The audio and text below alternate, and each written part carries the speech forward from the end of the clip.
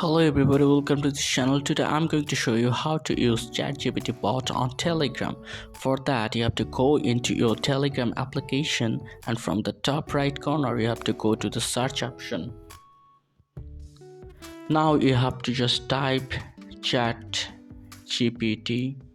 bot.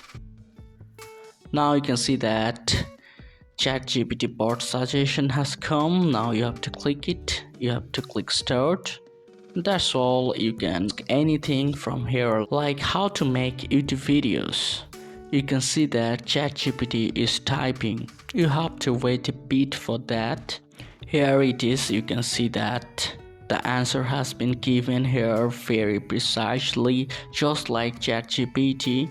So this is how you can easily do it on Telegram. So if this tutorial helped you, like this video and don't forget to subscribe to my channel. See you in the next one.